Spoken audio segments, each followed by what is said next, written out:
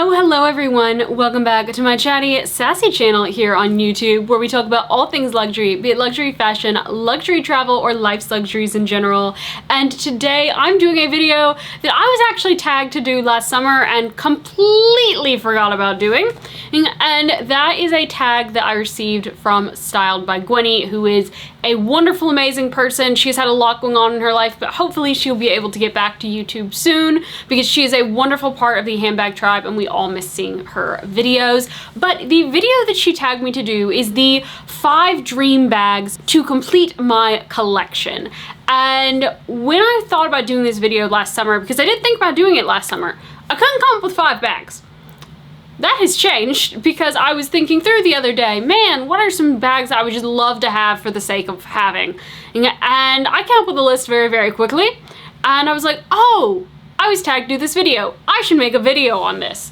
And so with that, these are the 5 bags I would absolutely love to have in my collection, including what I would do as my Hermes special order if I was ever granted the opportunity to do a special order and I had the full selection of everything from Hermes to choose from. But that one is going to be last, so let's get started with the first bag on the list, and the bag that really got me started down this path of what 5 bags I would love to have to complete my collection. And the first bag is from the House of Dior. It is their signature bag. It is the Lady Dior. I already have 2 Lady Dior bags. I have a medium and a beautiful smooth leather brown color. I have a super fun mini that has like disco sequins on it that came from Living Luxe with Meredith's collection. And I love the Lady Dior bags. At one point I thought that a small Lady Dior is what I really needed to complete my collection, but I haven't really found one that I loved. However, there are some Dior bags out there that are truly incredible because Dior does this Lady Dior art series, which means that they collaborate with various artists. Every year it's a different group of artists to create works of art out of the bag. And I always say that the reason that I love fashion and the reason that I love these bags and the shoes and the jewelry and all of that so much is because it's art. And it's beautiful art that I love to have, but it's beautiful art that I get to use. Now the Lady Dior art, I'm not gonna lie, I'd probably never use. Several of these bags on this list, I'd probably never use, but that's not the point. The point of this list is dreaming and having fun and living in our fantasy world, and that's what luxury YouTube is. It's escapism and fantasy, and that's what all this luxury stuff really is. For me, is a lot of fun. And the Lady Dior arts are incredible amounts of fun because they are beautiful, but they're taking this thing that's meant to be usable and they're turning it into this piece of art. And that's how I would treat a Lady Dior art bag, is I would actually use it as an art piece in my, probably my office, my closet, something like that. But I would love to have one of these bags. I don't have anyone specific in mind. I'll put some up here on the screen that are incredible, but the artistry that goes into it, the metal work on some of the handles, the embroidery, the vision, the 3D effects, the complete impracticality of these bags is why I love the Lady Dior art so much and why I would love to one day have one in my collection. Now there is another bag from Dior that I would love to have. This one is very, very specific, and there's a reason behind it. I'll give a little bit of the background and then I'll say the bag, but I was a competitive equestrian for nearly 15 years. I had that as half of my life. And so obviously that also went into shaping who I am as a person and the lessons that I learned and the values that I got out of that. And also paying people to judge you as a 12-year-old, as a 17-year-old, as a 21-year-old is something that is very interesting. When you are paying someone to judge you against other people and paying for their opinion, it really definitely changes the way that you receive criticism and that you look at the world and that you take things and you apply it. And I think that's made me a better person for it. But I will always have that love of riding with me. While I have no desire to compete anymore, I would love to get back into riding because it's just, it brings just this calm and this centeredness to my life. Right now I have a baby daughter though, and she takes up all of my time, but my love of equestrianism, my love of those influences has never left me, and it never will leave me.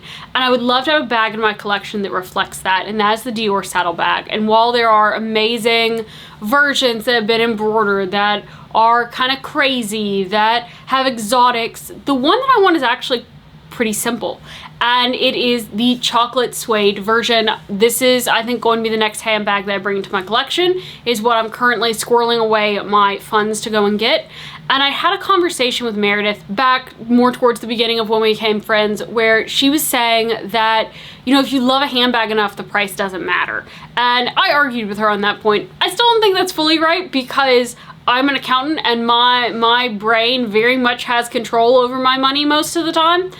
But with this bag, knowing how expensive it is, knowing how much cheaper it is in Europe, knowing how much they go for in the pre-loved market, I don't care, because I love the bag and I would love to bring it in despite the fact that it's expensive and ridiculously expensive. But I just think that this bag, the simplicity of it, the beautifulness, the elegance of it, really speaks to me. That saddle shape really speaks to me, and this is a bag that I could see using for years and years and years, and I never see myself wanting to sell it, so things like resale don't really matter to me. And because it is this specific version that I want, I don't want to waste time looking on the resale market. I just want to get it from store. And I would love to have that element of that equestrianism from my real life reflected in my handbag collection, because I don't have anything like that in my handbag collection. But another big area of my life, and going into bag number 3, my dogs. My 2 golden retrievers, Chloe and Margot, are absolutely my babies. It doesn't matter that I have a human child. They are my first and second born. I love them. They are my absolute world, and they have my heart, and they always will. So I would love to have a dog bag in my collection.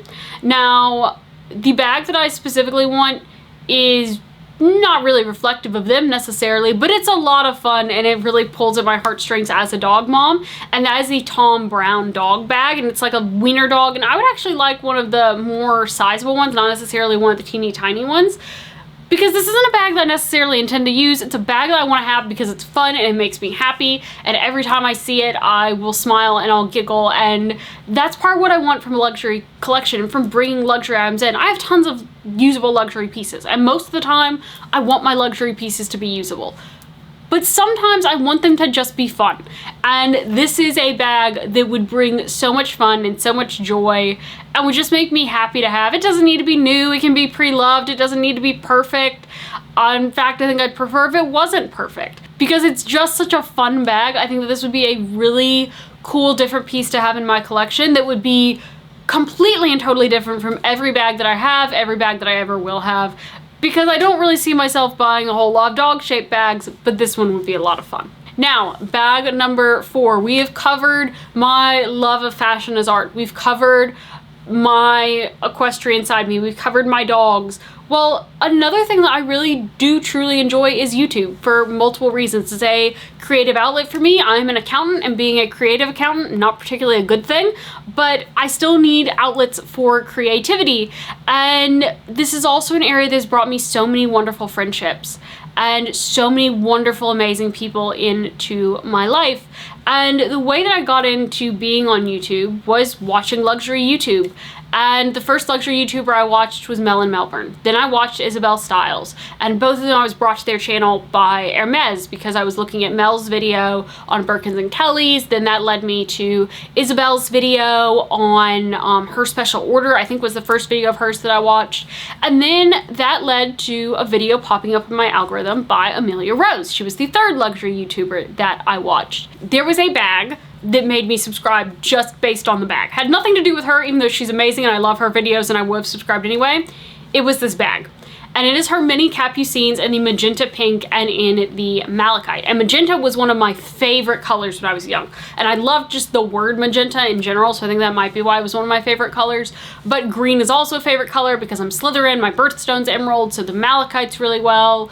And I don't necessarily know how much I'd use this bag because it's not necessarily the most like user-friendly bag, but Amelia is a very important person to me for multiple reasons. One, she's a friend who I talk to every week. She is one of my child's aunties, but she is also someone who very much inspired me on YouTube. She's probably the number one person I watched on YouTube that caused me to say, you know what, I think I can do this. I'm going to make a YouTube channel. And then when I was still young and in my YouTube infancy, she shared a video of mine that she happened to see.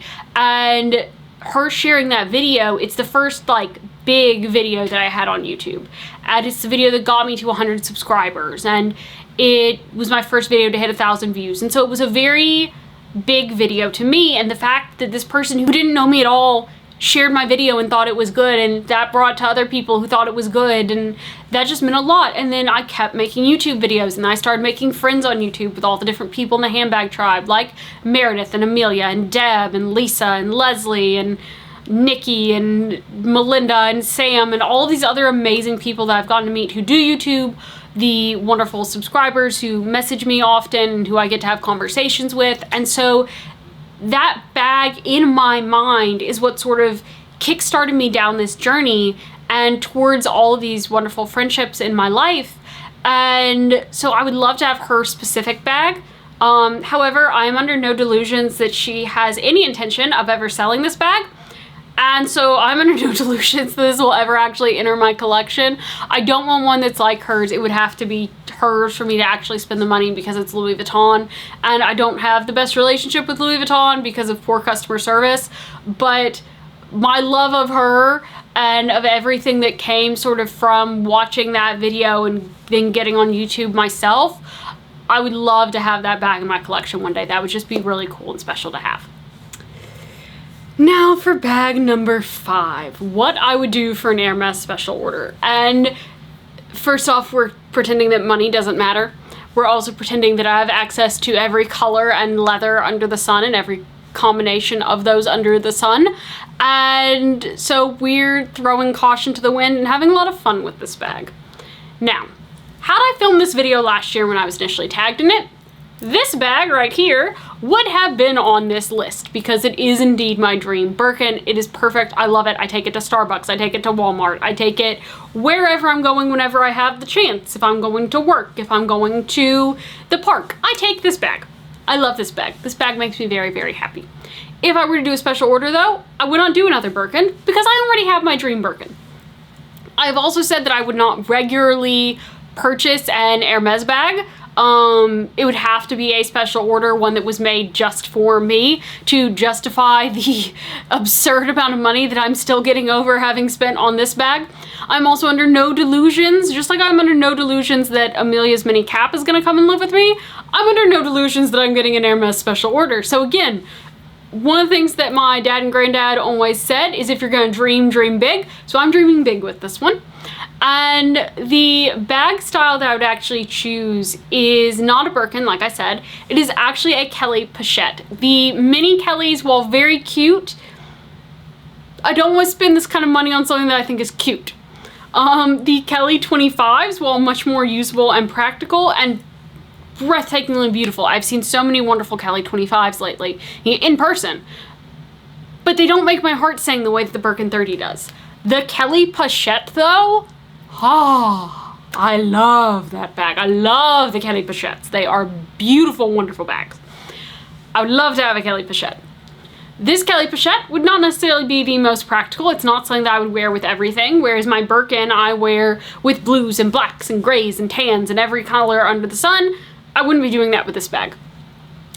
I would be picking one of my absolute favorite leathers, which is box leather, and I would be going with a navy box leather for the body of the bag.